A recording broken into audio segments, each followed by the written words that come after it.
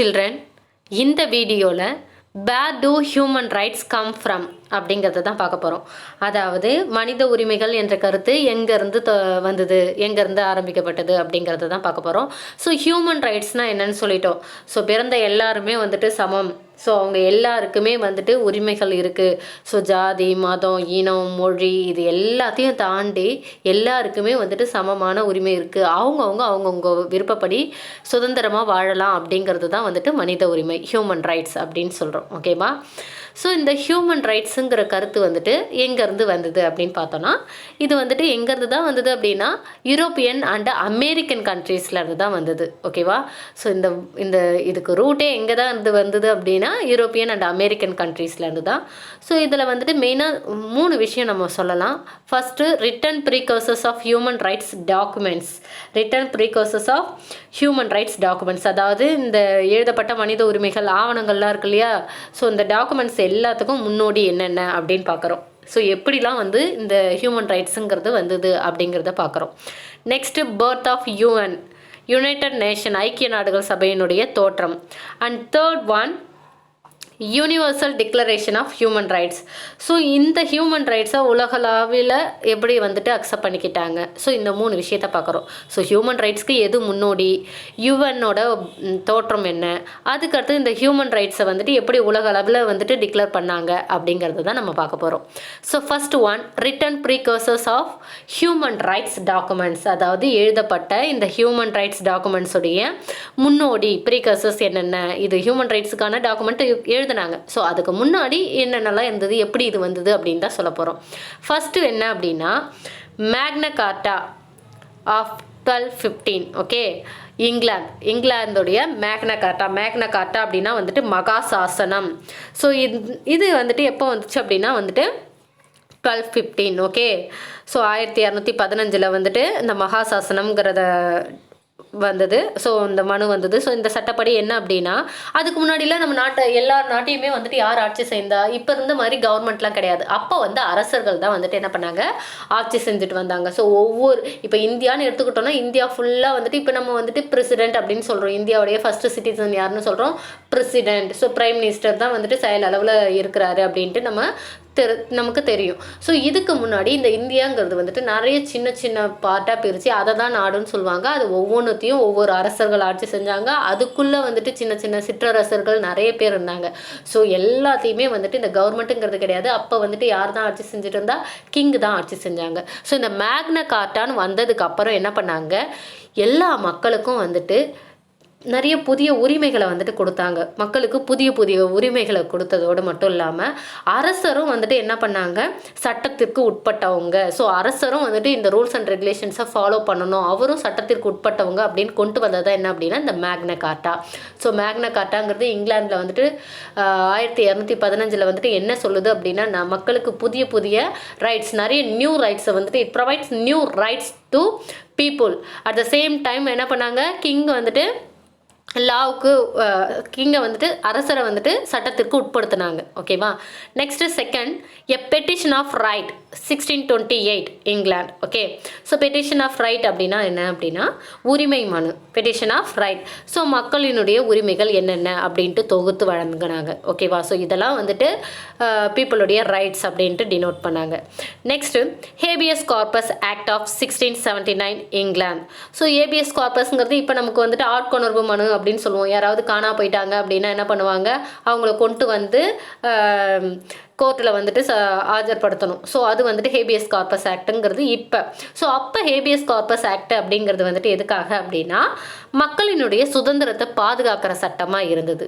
மக்களினுடைய சுதந்திரத்தை, ஓகேவா, better securing liberty. Okay, so மக்களினுடைய சுதந்திரத்தை பாதுகாக்கக்கூடிய சட்டமாக வந்துட்டு இருந்தது. ஸோ இப்போ என்னென்ன பார்த்துட்டு இருக்கோம், ஃபஸ்ட்டு மேக்னா கார்ட்டா சொன்னோம், நெக்ஸ்ட்டு பெட்டிஷன் ஆஃப் ரைட் சொன்னோம், தேர்ட் வந்துட்டு Habeas corpus Act. Okay, next இன்னும் 3 இருக்குது. Okay, English bill of rights of 1689.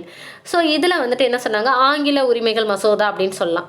So மக்களினுடைய சமூக உரிமை என்னென்ன, ஒரு சிட்டிசனாக வந்துட்டு அவங்களுடைய ரைட்ஸ் என்னென்ன, ஸோ சிவில் ரைட்ஸ் என்னென்ன அப்படிங்கிறத சொன்னது தான் என்ன அப்படின்னா இந்த இங்கிலீஷ் பில். சிவில் ரைட்ஸ் குடிமக்களினுடைய உரிமைகள் என்னென்ன, ஸோ ஒரு சிட்டிசனுக்குன்றது தனியாக உரிமைகள் இருக்குது. ஓகேவா.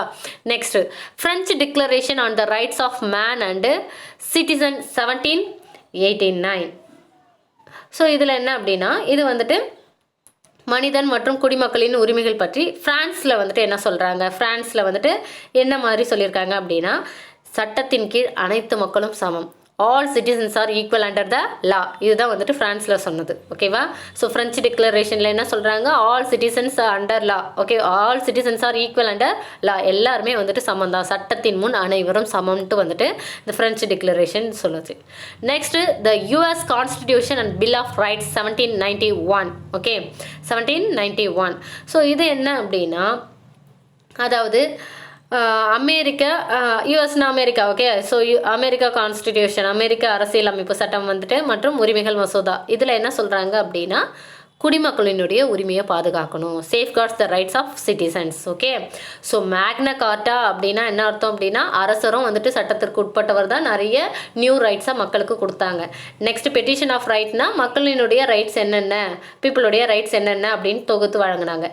ஹேபியஸ் கார்பஸ் ஆக்டில் வந்துட்டு என்ன பண்ணாங்க, மக்களினுடைய சுதந்திரத்தை பாதுகாத்தாங்க. Next English bill of rights of 1689 ஒரு சிட்டிசனுடைய ரைட்ஸ் என்னென்ன, சிவில் ரைட்ஸ் என்னென்ன அப்படின்னு சொன்னாங்க. நெக்ஸ்ட்டு ஃப்ரெஞ்சு டிக்ளரேஷன் என்ன பண்ணாங்க, எல்லா சிட்டிசனும் வந்துட்டு சமந்தான், சட்டத்தின் முன் அனைத்து சிட்டிசனும் வந்துட்டு சமந்தான், அனைத்து குடிமக்களும் சமம் அப்படின்னு. யூஎஸ் கான்ஸ்டிடியூஷனில் என்ன பண்ணாங்க, சிட்டிசனுடைய ரைட்ஸை வந்துட்டு ப்ரொடெக்ட் பண்ணாங்க. Okay, next the birth of United Nation. So ஐக்கிய நாடுகள் சபை அப்படின்னு சொல்கிறோம் இல்லையா. ஸோ இந்த ஐக்கிய நாடுகள் சபை யூஎன் ஜென்ரல் அசம்பிளி அப்படிங்கிறது எப்படி உருவாச்சு, ஏதோ ஒரு காரணத்துக்காக தான் ஒவ்வொரு விஷயமும் உருவாக்கப்படுது. ஸோ இந்த யுஎன்ங்கிறது வந்துட்டு எப்படி உருவாகுச்சு அப்படின்ட்டு தான் நம்ம இப்போ பார்க்க போகிறோம். ஸோ இப்போ நமக்கு ஃபர்ஸ்ட் வேர்ல்டு வார் வந்துட்டு நடந்தது தெரியும், கேள்விப்பட்டிருப்போம். Second world war, third world war எல்லாமே நம்ம கேள்விப்பட்டிருப்போம். ஸோ இந்த செகண்ட் வேர்ல்டு வார் எந்த பீரியடில் நடந்துச்சு அப்படின்னா 1939 1945 இந்த பீரியடில் தான் வந்துட்டு செகண்ட் வேர்ல்டு வார் நடந்தது. ஸோ இந்த ஹியூமன் ரைட்ஸுங்கிறது வந்துட்டு எப்போ ரொம்ப ஸ்ட்ராங்காக வெளியில் வந்தது, எமர்ஜ் ஆச்சு அப்படின்னு பார்த்தோன்னா இந்த செகண்ட் வேர்ல்டு வாருக்கு அப்புறம் தான் வந்துட்டு இதை பற்றின சிந்தனை வந்துட்டு ரொம்ப வலுவாக வந்துட்டு எழுச்சி பெற்றது. ஏன் அப்படின்னு பார்த்தோன்னா இந்த செகண்ட் வேர்ல்டு வாரில் வந்துட்டு unimaginable violation of human rights, நிறைய மனித உரிமை மீறல் நடந்தது. அந்த கொடூரமான செயல்கள்லாம் வந்துட்டு நிறைய இந்த செகண்ட் வேர்ல்டு வாரில் தான் நடந்தது. நிறைய பேருடைய உயிர் வந்துட்டு என்னாச்சு போச்சு. ஸோ நிறைய பேர் வந்துட்டு அவங்களுடைய வாழ்க்கையோட கடைசி வரைக்கும் அந்த உயிரை வச்சுக்கிட்டு போராடுற நிலைமைக்கு வந்தாங்க. சில பேரோட உயிர் வந்துட்டு அங்கேயே போயிடுச்சு செகண்ட் வேர்ல்டு வார்லேயே. சில பேர் உயிரோடு இருந்தாலும் நிறைய இன்ஜூரியால் கை இல்லாமல் கால் இல்லாமல் முடமாகி என்ன பண்ணாங்க, அவங்களுடைய வாழ்க்கையை அவங்க வாழணுங்கிற கட்டாயம் இருந்தாலும் அவங்களால என்ன பண்ண முடியல, ரொம்ப போராட வேண்டிய சுச்சுவேஷன், ஸ்ட்ரகிள்டு. ஸோ இது மாதிரி அவங்களுடைய வாழ்க்கையோட கடைசி வரைக்கும் அவங்க வந்து போராடிக்கிட்டே இருக்கிற மாதிரி இருந்தது. ஸோ மனித உரிமை வந்துட்டு அங்கே என்ன பண்ணிடுச்சு, மீறப்பட்டது. ஸோ நிறைய அட்ராசிட்டிஸ்னால் வந்து அட்டுழியம், கொடுமை. ஸோ செகண்ட் வேர்ல்டு வாரில் நடந்த இந்த அட்டுழியத்தால் வந்துட்டு அதுக்கு முன்னாடி வந்துட்டு கவர்மெண்ட் எடுத்த எந்த ஒரு கவர்மெண்ட் வந்துட்டு மனிதர்களுடைய உரிமையை ப்ரொடெக்ட் பண்ணுறதுக்காக எடுத்த எல்லாமே வந்துட்டு போதுமானதாக இல்லை. என்னதான் வந்துட்டு கவர்மெண்ட் வந்துட்டு ஸ்டெப்ஸ் எடுத்திருந்தாலும், ஹியூமன் ரைட்ஸை வந்துட்டு ப்ரொடெக்ட் பண்ணணும்னு எடுத்திருந்தாலும் அங்கே நடந்த அட்டுழியத்தை முன்னாடி அது எதுவுமே பத்தலை. ஸோ அப்போ கவர்மெண்ட் வந்துட்டு இன்னும் நிறைய எஃபோர்ட் எடுக்க வேண்டிய சுச்சுவேஷன் வந்தது. So rights of man were prevented or eliminated in several part of the world due to several factors. நிறைய காரணங்களால் பார்த்தோம்னா உலகத்தில் நிறைய இடத்துல வந்துட்டு மனிதனுடைய உரிமைகள் வந்துட்டு நீக்கப்பட்டது, இழக்கப்பட்டது, பறிக்கப்பட்டது அப்படின்னு சொல்லலாம். ஸோ அப்போ வந்துட்டு ஒரு சில கண்ட்ரீஸில் கவர்மெண்ட் மட்டுமே வந்துட்டு ஹியூமன் ரைட்ஸை ப்ரொடெக்ட் பண்ண முடியாது அப்படின்னு ஃபீல் பண்ணாங்க. ஓகேவா, புரியுதா. செகண்ட் வேர்ல்டு வாரால் நிறைய உயிர்கள் வந்துட்டு போச்சு. ஸோ அதுக்கப்புறம் என்ன ஆச்சு அப்படின்னா எல்லா கவர்மெண்ட்டுமே யோசிக்க ஆரம்பித்தாங்க, நம்மளால் மட்டும் என்ன பண்ண முடியல, இந்த ஹியூமன் ரைட்ஸை வந்துட்டு ப்ரொவைட் பண்ண முடியல, ப்ரொடெக்ட் பண்ண முடியல அப்படின்ட்டு ஃபீல் பண்ணாங்க. ஸோ அப்போ அவங்க என்ன பண்ணாங்க அப்படின்னா இனிமே வந்துட்டு இது மாதிரியான கொடூரம் வந்துட்டு நிகழக்கூடாது, மக்கள் வந்துட்டு இந்த மாதிரி உணவுக்காக, தேசத்துக்காக அல்லது வந்துட்டு அவங்களுடைய வாழ்க்கைக்காக, தங்குற இடத்துக்காக, அவங்களுடைய சுதந்திரத்துக்காக வந்துட்டு போராடக்கூடிய ஒரு நிலை வரக்கூடாது.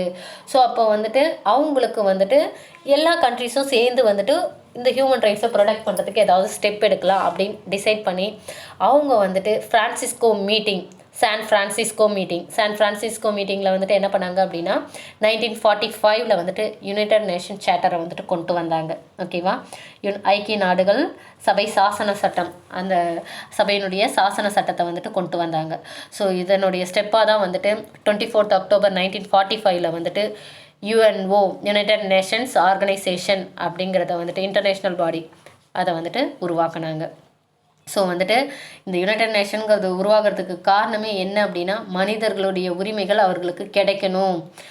செகண்ட் வேர்ல்டு வாரில் அந்த இழப்பை பார்த்துட்டு தான் வந்துட்டு இந்த எழுச்சியை வந்துட்டு வந்தது. ஸோ அதன் மூலயமா வந்தது தான் என்ன அப்படின்னா இந்த யுனைடெட் நேஷன் ஆர்கனைசேஷன். இது எப்போ வந்தது அப்படின்னா 24 அக்டோபர் 1945. ஸோ இதனுடைய மெயின் ரோலாக என்ன இருந்தது அப்படின்னா, மக்களுடைய ஹியூமன் ரைட்ஸை ப்ரொடெக்ட் பண்ணணும், அவங்க பீஸ்ஃபுல்லாக செக்யூராக அவங்களுடைய வாழ்க்கையை டெவலப் பண்ணிக்கிறதுக்கு, ஹியூமனிடேரியன் அசிஸ்டன்ஸ், ஒருத்தவங்க மனிதாபிமானத்தோட உதவி பண்ணுறதுக்கு, ப்ளஸ் வந்து பொருளாதார விவகாரங்கள் தொடர்பான எல்லா விஷயத்துங்கள்லையும் வந்துட்டு இந்த யுஎன் வந்துட்டு என்ன பண்ணுச்சு அப்படின்னா அதனால் முடிஞ்ச ஸ்டெப்ஸை வந்துட்டு எடுத்துகிட்டு இருந்தாங்க. ஓகே, ஸோ இப்படி தான் வந்துட்டு யுனைடெட் நேஷன் அப்படிங்கிறது வந்துட்டு உருவாச்சு. Next the universal declaration of human rights, UDHR, universal declaration of human rights. So human ரைட்ஸை ப்ரொடெக்ட் பண்ணுறதுக்காக யுனைடெட் நேஷனுங்கிறது வந்துட்டு எல்லா கண்ட்ரிஸும் வந்து அதனால தான் ஐக்கியமாச்சு. நிறைய நாடுகள் வந்துட்டு ஐக்கியமாகி ஒரு சபையை உருவாக்குனாங்க அப்படிங்கிறதெல்லாம். ஐக்கியம்னா இணைந்து அப்படின்ட்டு. ஸோ நிறைய நாடுகள் இணைந்ததால் ஐக்கிய நாடுகள் சபை அப்படின்னு சொல்கிறோம். ஸோ இந்த யுனைடெட் நேஷன் ஆர்கனைசேஷனில் வந்துட்டு வந்ததுக்கப்புறம் என்ன ஆச்சு அப்படின்னா, இந்த ஹியூமன் ரைட்ஸுங்கிறது வந்துட்டு உலக அளவில் வந்துட்டு எப்படி டிக்ளேர் பண்ணாங்க, எப்படி கொண்டு வந்தாங்க. ஸோ ஹியூமன் ரைட்ஸுங்கிறது ஒரு கண்ட்ரிக்கு மட்டும் தேவைப்படுற விஷயம் இல்லை. ஒரு நாட்டில் மட்டும் மனித உரிமைகள் போற்றப்பட வேண்டிய விஷயம் கிடையாது. எல்லா நாட்டிலையும் மக்கள் இருக்காங்க, எல்லா நாட்டு மக்களுக்கும் உரிமை இருக்குது, எல்லாருமே வந்துட்டு சமந்தான். ஸோ அப்போ இந்த விஷயம் வந்து எல்லாருக்குமே ரீச் ஆகணும் அப்படின்ட்டு வந்தது. ஸோ அதனால் என்ன பண்ணாங்க அப்படின்னா, யுனைடெட் நேஷனுடைய கிரேட்டஸ்ட் அச்சீவ்மெண்ட் என்ன அப்படின்னா ஹியூமன் ரைட்ஸ் லா, மனித உரிமைகள் சட்டத்தை வந்துட்டு கொண்டு வந்தாங்க. ஸோ இதை வந்துட்டு அவங்களுடைய அட்வான்ஸ்டு கோல் என்ன, இதுதான் வந்து அவங்களுடைய அட்வான்ஸ்டு கோல். ஸோ ஹியூமன் ரைட்ஸ் லாவை வந்துட்டு கொண்டு வந்தாங்க. ஸோ கொண்டு வந்துட்டு அவங்களுடைய லட்சியத்தை அடையிறதுக்கு, அவங்களுடைய கோலை அச்சீவ் பண்ணுறதுக்கு வந்துட்டு கமிஷனை வந்துட்டு உருவாக்குனாங்க. ஹியூமன் ரைட்ஸ் கமிஷனை வந்துட்டு உருவாக்குனாங்க. ஓகேவா, ஒரு ஆணையத்தை வந்து கொண்டு வருவோம், ஸோ அதன் மூலயமா நம்மளுடைய லட்சியத்தை அடைவோம் அப்படின்ட்டு அவங்க கொண்டு வந்தது தான் என்ன அப்படின்னா இந்த கமிஷன் ஆன் ஹியூமன் ரைட்ஸ் கமிஷனை கொண்டு வந்தாங்க.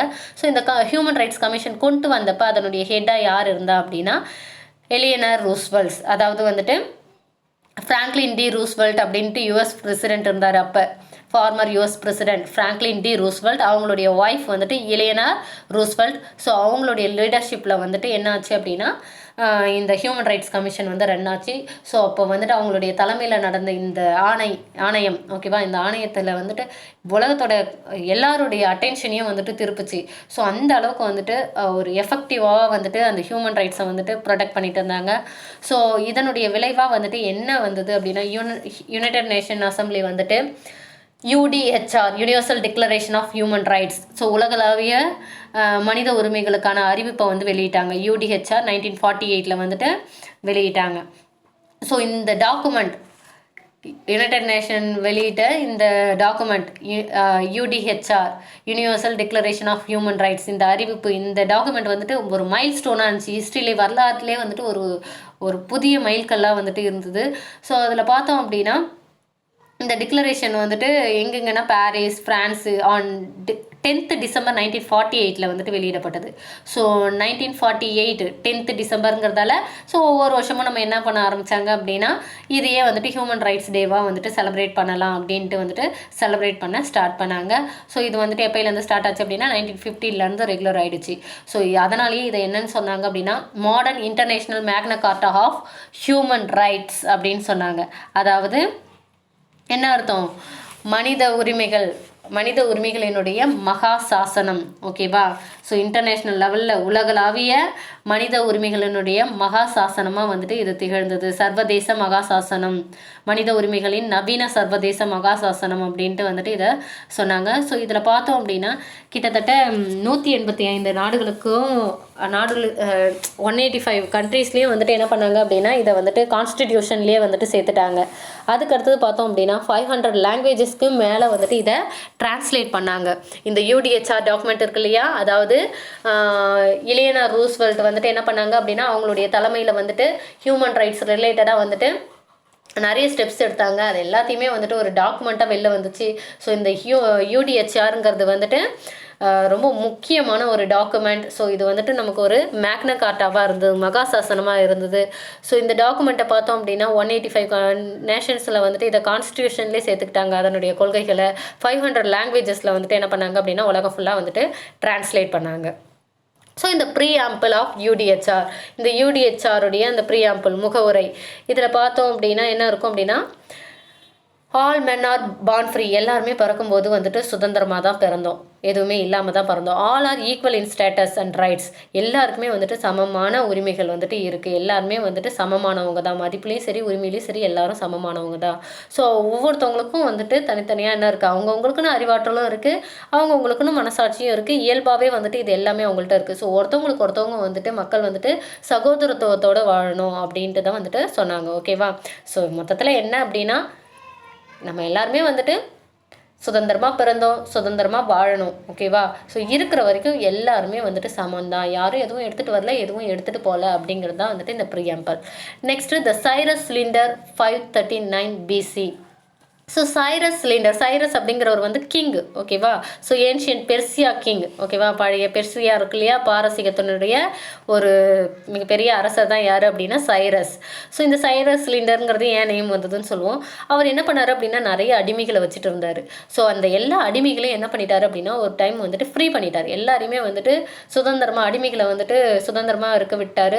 சுதந்திரமாக விட்டு அவர் என்ன பண்ணிட்டார் அப்படின்னா நீங்கள் உங்கள் விருப்பப்படி நீங்கள் எந்த மதத்தை வேணாலும் ஃபாலோ பண்ணுங்கள் அப்படின்னு வந்துட்டு சொல்லிட்டாரு. ஸோ அவர் வந்து என்ன பண்ணாரு அப்படின்னா ஒரு இன சமத்துவத்தை உருவாக்கிட்டாரு. அவங்க அதை தான் ஃபாலோ பண்ணணும், இதை தான் ஃபாலோ, நீங்கள் எந்த மதத்தை ஃபாலோ பண்ணணும்னு நினைக்கிறீங்களோ அந்த மதத்தை ஃபாலோ பண்ணுங்க அப்படின்னு எல்லா ஸ்லேவ்ஸையும் வந்துட்டு அவர் வந்து விடுதலை பண்ணிட்டார். ஸோ இந்த விஷயம், இது மாதிரியான விஷயங்களை வந்துட்டு ஒரு சுடப்பட்ட களிமண்ணால் செய்யப்பட்ட ஒரு சிலிண்டர். ஓகேவா? ஸோ அந்த சிலிண்டரில் என்ன பண்ணாங்க, களிமண்லேயே அப்படியே வச்சுருந்தோன்னா ஒன்றும் இல்லை, அந்த சுடப்பட்ட களிமண்ணா வந்துட்டு அதில் அப்படியே பதிஞ்சிடும். ஸோ அந்த சுடப்பட்ட களிமண்ணில் என்ன பண்ணுறாங்க, க்யூனிஃபார்ம் ஸ்கிரிப்ட் அந்த எழுத்து முறையில் என்ன பண்ணாங்க அப்படின்னா அகேடியன் லாங்குவேஜில் வந்துட்டு இந்த விஷயத்தை எல்லாத்தையுமே வந்துட்டு பொறிச்சு வச்சுருந்தாங்க. ஸோ இந்த கருத்துக்கள் பார்த்தோம் அப்படின்னா இந்த யூடிஹெச்ஆர் சொன்னோம் இல்லையா, அதனுடைய ஃபஸ்ட்டு 4 ஆர்டிகல்ஸ், அதனுடைய முதல் 4 பிரிவுகளுக்கு ஈக்குவலாகவே இருந்தது. ஸோ இந்த விஷயங்கள் எல்லாமே வந்துட்டு அதாவது வந்துட்டு யுனைடெட் நேஷன்ஸ் சொன்னோம் இல்லையா, ஸோ அந்த ஐக்கிய நாடுகள் சபையினுடைய 6 அஃபிஷியல் லாங்குவேஜஸ்லேயும் வந்துட்டு டிரான்ஸ்லேட் பண்ணாங்க. இந்த சைரஸ் சிலிண்டரில் இருக்கக்கூடிய கருத்துக்களை வந்துட்டு என்ன பண்ணாங்க அப்படின்னா யூடிஹெச்ஆரும் வந்துட்டு என்ன பண்ணாங்க அப்படின்னா யுஎன்னும் வந்துட்டு அவங்களுடைய அஃபிஷியல் லாங்குவேஜஸில் வந்துட்டு டிரான்ஸ்லேட் பண்ணாங்க. ஸோ யுஎன்னுடைய அஃபிஷியல் லாங்குவேஜ் என்ன அப்படின்னா 6 அஃபிஷியல் லாங்குவேஜஸ் இருக்குது. என்னென்ன அப்படின்னா Arabic, Chinese, English, French, Russian, Spanish. Arabic, English, Chinese, French, Russian, Spanish. So இந்த 6 லாங்குவேஜஸ்லேயும் என்ன பண்ணாங்க அப்படின்னா டிரான்ஸ்லேட் பண்ணியிருந்தாங்க. Okay, so any doubt? So இந்த வீடியோவில் நம்ம என்ன பார்த்தோம் அப்படின்னா இந்த ஹியூமன் ரைட்ஸுங்கிறது எங்கேருந்து வந்தது. ஸோ யூரோப்பியன் அமெரிக்கன் கண்ட்ரீஸ்லேருந்து தான் வந்தது. ஸோ மேக்னா கார்ட்டா இங்கிலாந்துலேருந்து வந்தது. அப்புறம் petition of right, habeas corpus, அதுக்கப்புறம் இங்கிலீஷ் பில்லில் வந்துட்டு சிவில் ரைட்ஸை பற்றி சொல்லியிருந்தாங்க. அப்புறம் ஃப்ரெஞ்சு டிக்ளரேஷனில் எல்லாருக்குமே வந்துட்டு ஈக்குவல் ரைட்ஸ், எல்லாருமே லா முன்னாடி ஈக்குவல் அப்படின்னு. அதுக்கடுத்து யுஎஸ் கான்ஸ்டிடியூஷனில் என்ன சொன்னாங்க அப்படின்னா சிட்டிசன்ஸுடைய ரைட்ஸ் எப்படி ப்ரொடெக்ட் பண்ணுறதுன்னு சொன்னாங்க. யுஎன் வந்து செகண்ட் வேர்ல்டு வாருக்கு அப்புறம் வந்துட்டு ஒரு சிங்கிள் கவர்மெண்ட் வந்துட்டு ஒரு கண்ட்ரியில் இருக்கக்கூடிய சிங்கிள் கவர்மெண்ட்டால் வந்துட்டு ஹியூமன் ரைட்ஸை ப்ரொடெக்ட் பண்ண முடியாதுன்னு நிறைய நாடுகள் ஒன்றா சேர்ந்து வந்துட்டு ப்ரொடெக்ட் பண்ணலாம் அப்படின்ட்டு டிசைட் பண்ணாங்க. அதுக்காக ஏற்படுத்தப்பட்ட அமைப்பு தான் வந்துட்டு இந்த யுனைடெட் நேஷன் அப்படிங்கிறது. இது 24 அக்டோபர் 1945 வந்துட்டு கொண்டு வந்தாங்க. ஸோ அதில் அந்த யுனைடெட் நேஷனுடைய ஒரு கிரேட் அச்சீவ்மெண்ட் தான் ஹியூமன் ரைட்ஸ் லா கொண்டு வந்தாங்க. ஸோ இந்த ஹியூமன் ரைட்ஸ் லாவுக்கு வந்துட்டு இம்ப்ளிமெண்ட் பண்ணுறதுக்காக ஒரு கமிஷனை கொண்டு வந்தாங்க. ஸோ அந்த கமிஷனுடைய ஃபஸ்ட்டு அந்த கமிஷனுடைய டாக்குமெண்ட் தான் என்ன அப்படின்னா இந்த Universal declaration of human Rights அப்படிங்கிறது. ஓகேவா? ஸோ அதில் வந்துட்டு அவங்க சொன்ன விஷயங்கள், அது வெளியிடப்பட்ட அது வந்து 10th டிசம்பர். ஸோ அதனாலேயே வந்துட்டு எவ்ரி இயர் 10th டிசம்பர் வந்துட்டு நம்ம ஹியூமன் ரைட்ஸ் டேவாக வந்துட்டு செலிப்ரேட் பண்ணுறோம். Okay, any doubt? தேங்க்யூ.